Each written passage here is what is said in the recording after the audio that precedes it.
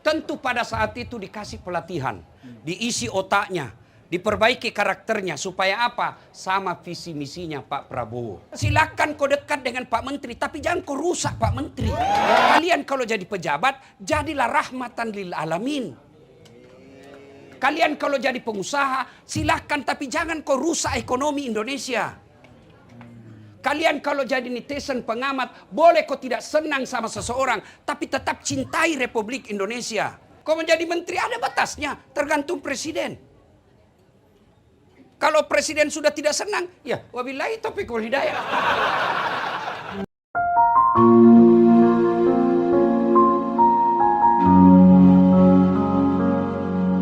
Ini gaspol atau rem-rem?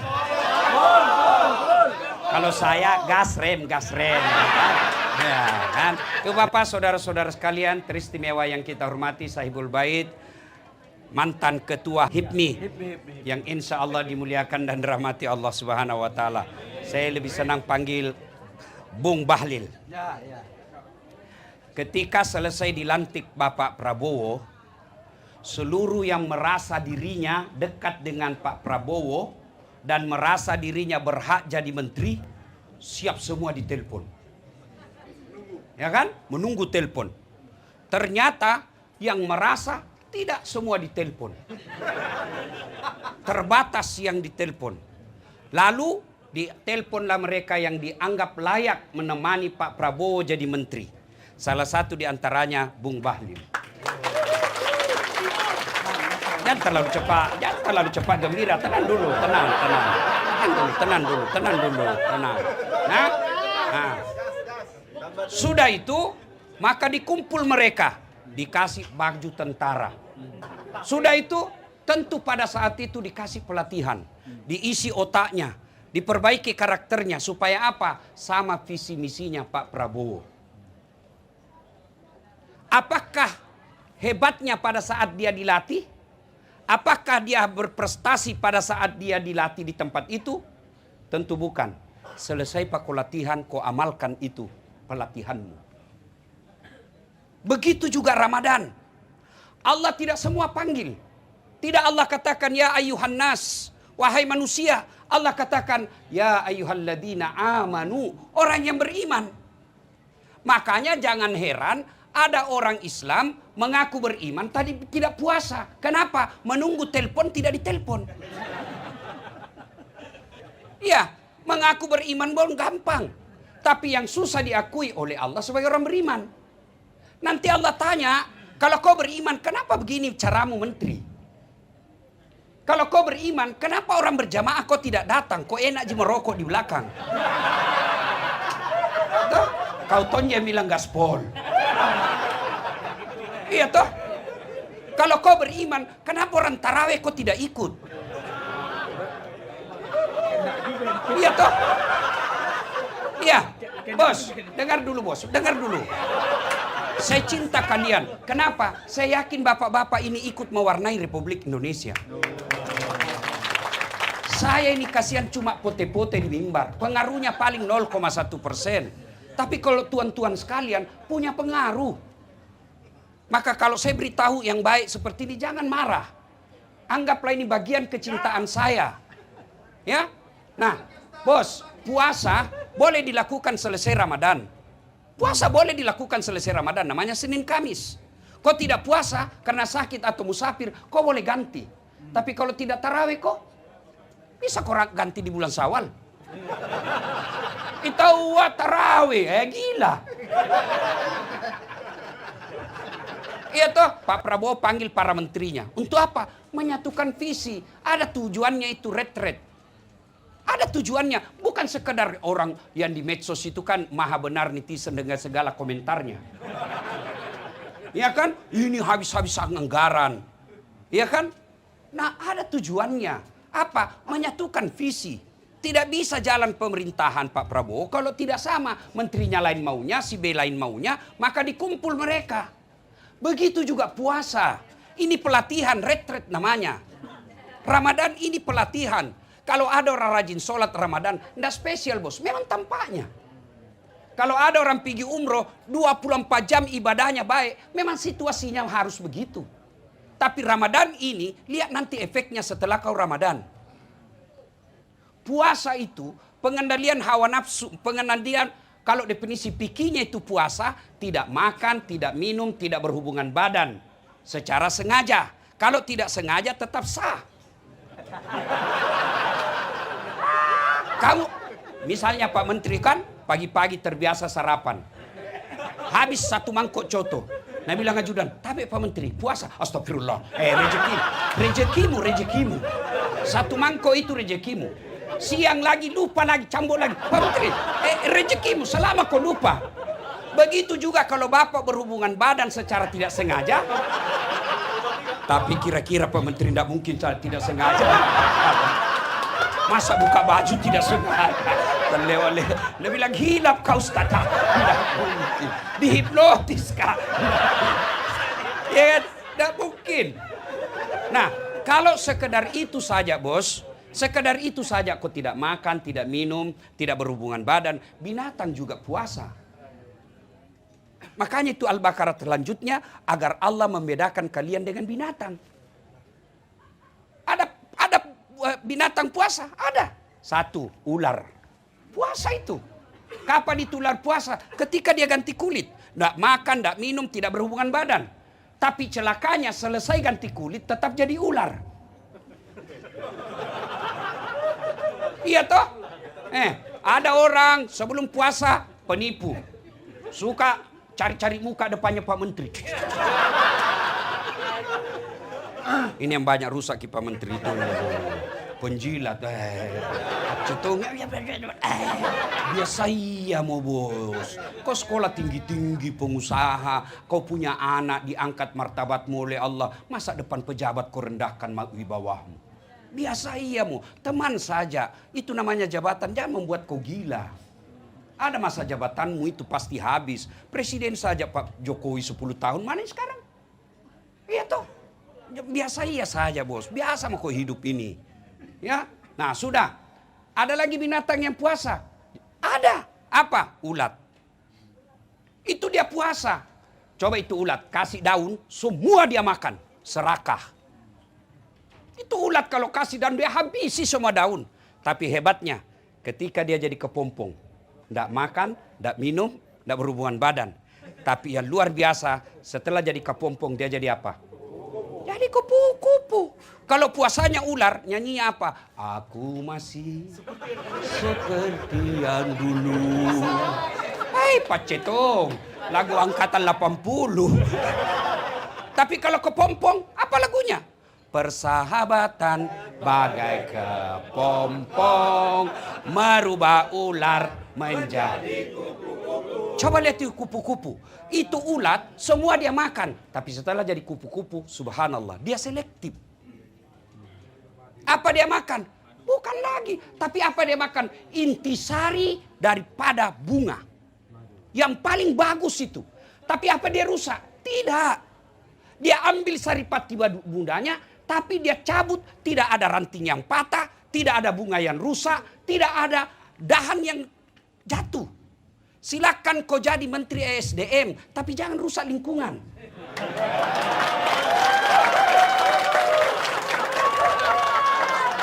Ya. Oke. Silakan kau dekat dengan Pak Menteri, tapi jangan kau rusak Pak Menteri. Karena kadangkala kasihan Pak Menteri mau normatif hidupnya, tapi datang kau SMS. Anu Pak, ini kan kita sama-sama dari HIPMI.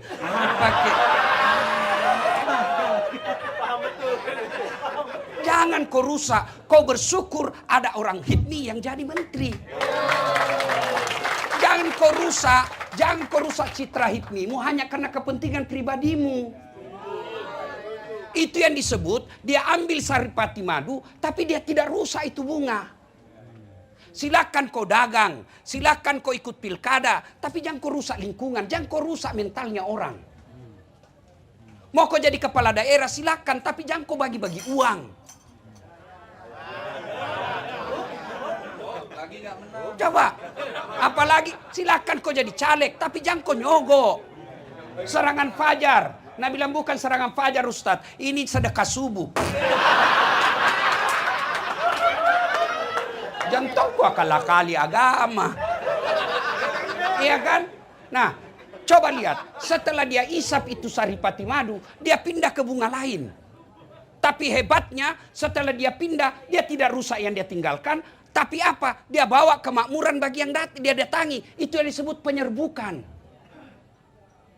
Artinya apa? Kalian kalau jadi pejabat, jadilah rahmatan lil alamin. Kalian kalau jadi pengusaha, silahkan tapi jangan kau rusak ekonomi Indonesia.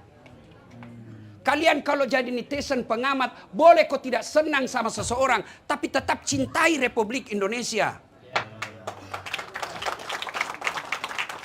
Kau boleh tangkap itu orang-orang korupsi Pertamina, tapi jangan kau rusak Pertamina. Kenapa? Itu milik negara.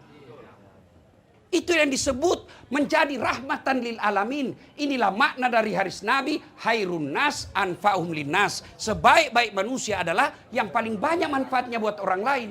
Biar kau hitam jidatmu, Senin Kamis kau puasa, 3 kali kau tadarus hatam Quran Ramadan, tapi tidak ada orang suka kau. Itu bukan orang mulia di hadapan Allah. Orang mulia di hadapan Allah, orang yang paling banyak manfaatnya. Meskipun barangkali lupa taraweh,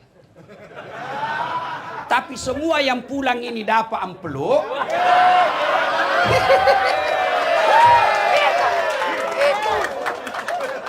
Tapi jangan tongkas negara, kan banyak jualnya.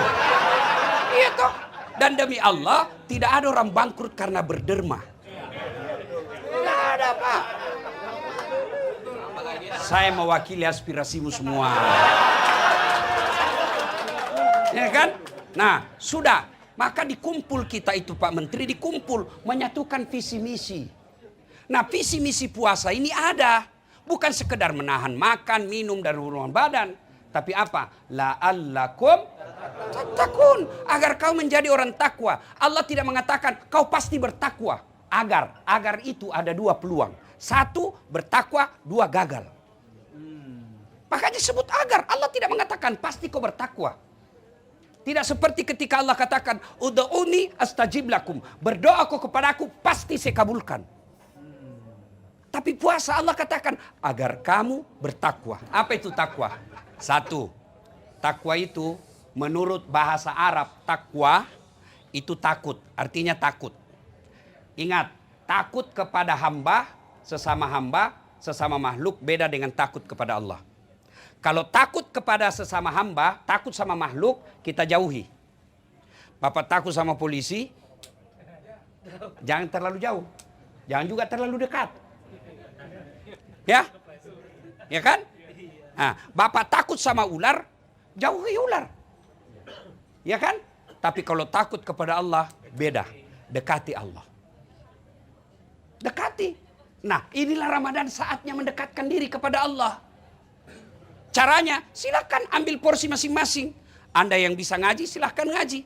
Anda yang bisa kuat tahajud, silakan tahajud. Anda yang bisa zikir, silakan zikir. Ambil semua bagian-bagian. Itu yang disebut dalam Al-Quran, pastabikul khairat. Nah, sudah. Itu kalau definisi, kan kalau kita dulu waktu tak sekolah kan, kalau kita mengajar pengertian, selalu ada definisi etimologi dan definisi terminologi. Ya kan, masih ingat dulu kan? Nah, etimologi itu adalah menurut kata, akar katanya. Takwa menurut akar katanya, menurut Imam Bushairi terdiri dari 4 kata. Apa itu? 1, ta, kaf, waw, ya, takwa. Mari kita simak satu-satu. Sampai jam berapa ini Pak Menteri? Mainkan. Oh, mainkan. Oke ya. Oke, mainkan. Oke. Mari kita lihat. Apa itu takwa? Pertama, huruf ta. Apa itu? Tawadu. Lawan dari sombong. Lawan dari angkuh. Lawan dari borro. Ya. Nah, sekarang kita lihat contoh kehebatnya itu puasa. Coba lihat orang kuat apa namanya itu yang angkat barbel. Wah, bagus sekali badannya. Begitu jam 11 mulai loyo. Ya kan? Itu baru jam 11. Jam 13 makin loyo. Nggak tahan dia, tunggu azan maghrib, dia piasan sendiri. Itu baru berapa jam kau tidak makan. Maka sombong di hadapan Allah. Ayo. Apa itu sombong pakaian mewah? Oh salah bos. Sombong itu pakai barang mahal. Belum tentu. Saya bilang kalau Anda yang kaya, pakai itu yang kau punya. Pakai. Tidak semua orang kasih. Ibu-ibu yang punya emas, pakai itu emasmu. Pakai berlianmu. Namanya perhiasan. Pakai. Apa itu sombong Ustaz? Sombong itu dua karakternya. Satu, nganggap remeh orang lain. Dua, menolak kebenaran. Itu sombong. Jadi kalau pakai LV boleh, silakan. Gak apa-apa. Ya, nanti kapan dia sombong Pak Menteri? Misal Pak Menteri pakai LV, ya wajar lah, banyak uangnya. Iya toh? Lalu kapan dia sombong? Ketika dia hina orang. Dasat, kau tahu ini LV? Ini 20 juta ini. Nggak bisa kau pakai. Itu baru sombong. Itu baru sombong. Ya. Kalau dia pakai LV, Dasat, kau tahu ini LV? Iya saya tahu. Kau mau pakai? Silakan kau ambil.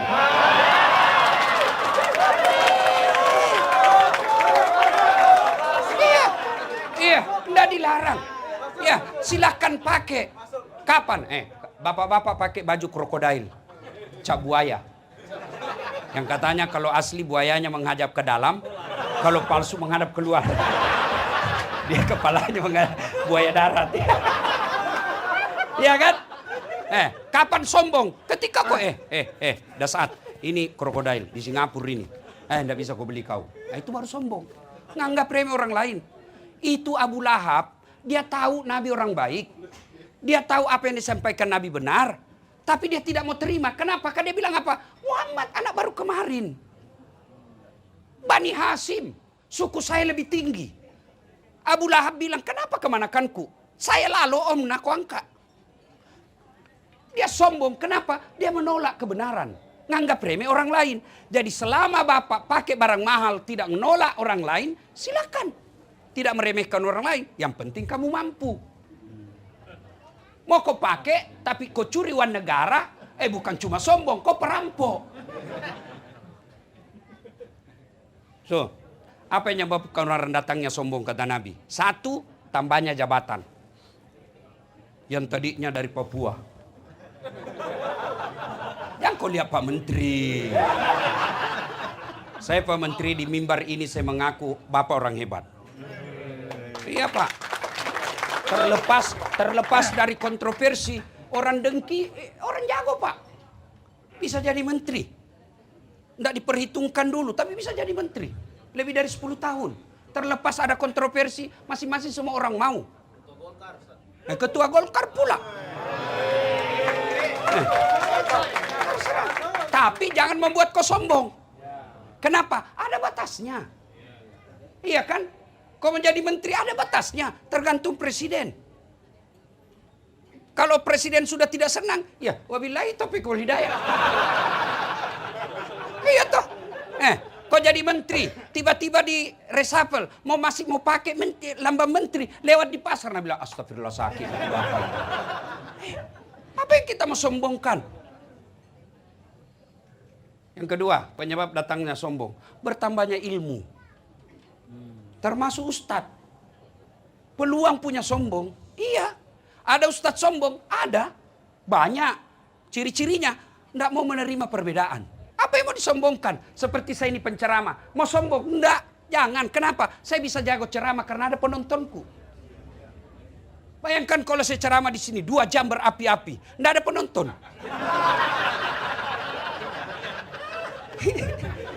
Lewat Pak Menteri, belem-belem. Iya kan? Apa yang kita mau sombongkan? Ada orang merasa ahli dibilang kedokteran. Jangan kau sombong. Kau tidak ahli dibilang komputer. Kau ahli dibilang komputer, belum tentu kau bisa tambal ban. Kenapa Allah tidak kasih semua orang ditabatasi? Supaya apa? Supaya kau punya ketergantungan sama orang lain. Kenapa punya ketergantungan? Kata Umar Rama, roda kehidupan berjalan. Jadi jangan sombong. Yang ketiga, penyebab datangnya sombong, bertambahnya kekayaan. Yang tadinya rakyat biasa, tiba-tiba dapat tambang. Pembebasan lahan, pembebasan lahan, dapat tanahnya, ya ada batu bara di dalamnya. Ya kan? Tiba-tiba kaya, jangan kau sombong. Allah marah, banyak duitmu, tapi nak kasih ku penyakit, Allah ndak ada bisa kau makan. Ada orang begitu, ada. Miliaran uangnya, tapi dilarang makan nasi. Ini nasi terlalu banyak karbonnya, banyak gulanya. Jangan makan nasi, Pak. Jadi apa aja bisa saya makan, Dok? Ubi rebus. Jangan makan daging. Jangan makan ikan. Jangan makan garam. Jangan makan gula. Ada bisa dia makan. Apalagi cukup dari situ, tidak. Dia bilang, tolong kalau siang, bapak-bapak kalau pagi karena bapak tidak pernah kena matahari, bapak jalan-jalan di kompleks, jangan pakai baju supaya kena matahari badannya, pakai celana pendek ya, supaya kena juga itu. Jangan pakai sendal, jangan pakai peci, jalanlah dia di kompleks, tidak pakai baju, tidak pakai sendal. Apa bedanya sama gembel?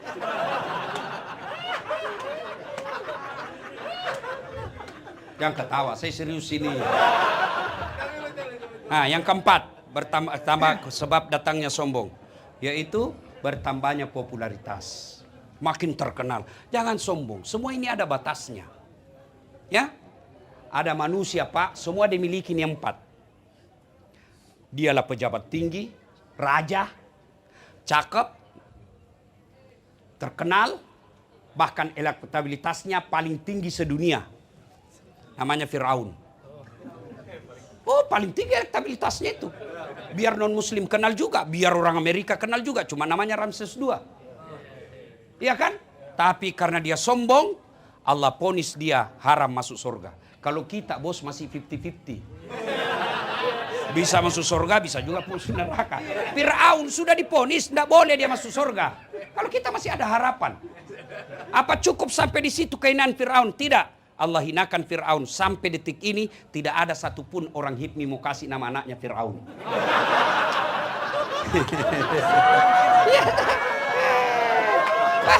Padahal terkenal. Jangankan kasih nama, dituduh kok saja Fir'aun marah sama kau. Iya kan? Orang yang berpuasa berhasil, makin tinggi jabatannya, makin tinggi ilmunya, makin populer, makin kaya, dia makin tawadu. Berhasil puasamu. Yang kedua, taqaf, qanaah. Apa itu? Merasa cukup dengan apa yang dimiliki. Coba lihat kalau mau puasa, buka. Rasanya semua makanan mau dihantam. Ya tahu kalau mau buka, jalan kote, palu butung. Enggak tahu saya kue-kue Jakarta. Rasanya pokoknya semua mau diambil, Pak. Tapi begitu masuk kurma 3, 1 teguk air zam-zam, dihambar semua rasanya yang ada di depan kita. Sebelum buka itulah nafsu. Setelah buka itulah kebutuhan. Saudaraku, berapa banyak orang dipermalukan dan dihina sehina-hinanya di dunia karena tidak punya kepuasan.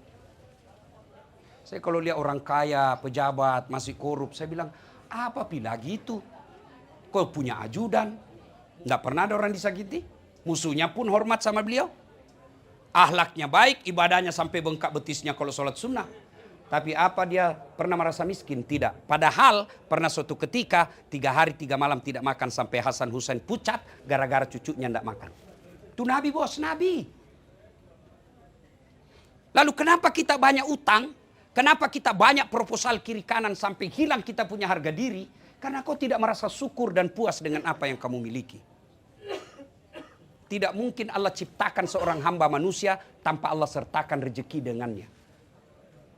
Begini supaya gampang dipaham. Allah kasih kita rezeki 7. Supaya enak gaya hidupmu 6.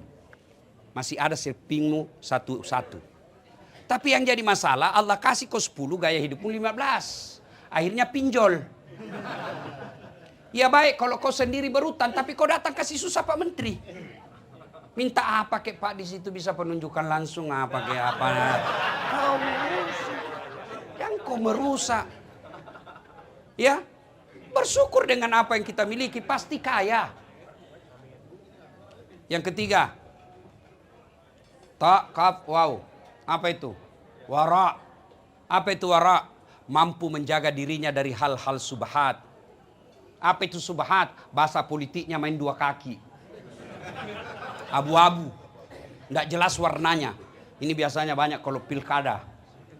Ya, main dua kaki. Subahat namanya kalau bahasa agamanya. Kalau kita berhasil puasa, jangankan yang subahat, ya, yang halal saja mampu kita tahan. Contoh, air putih, halal atau haram? Halal atau haram? Halal. Siang? Bukan haram, tahan. Buka pi.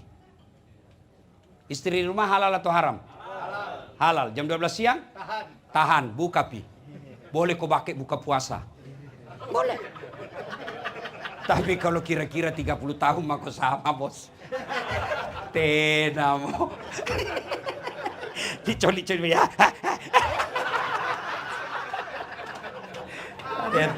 Kan ada yang tanya saya Pak Menteri. Dia bilang, akhir-akhir ini saya Ustadz ini saya sudah kurang semangat sama istri. Dia bilang, apa doanya Ustadz? Saya bilang, tidak perlu baca doa, tergantung lawan tanding.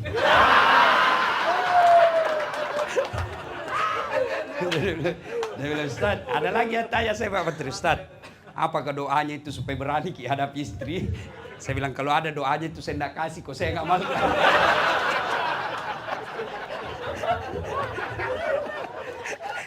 Kan? Ayo. Air putih, nasi, kalau kita orang puasa, kita tunggu. Boleh enggak pejabat? Glamor hidupnya. Hedon, pamer-pamer. Tunggu sampai rakyat sejahtera. Boleh enggak pengusaha? Tunggu sampai pegawai-pegawaimu makmur. Itu orang berhasil puasa, mampu mengendalikan dirinya.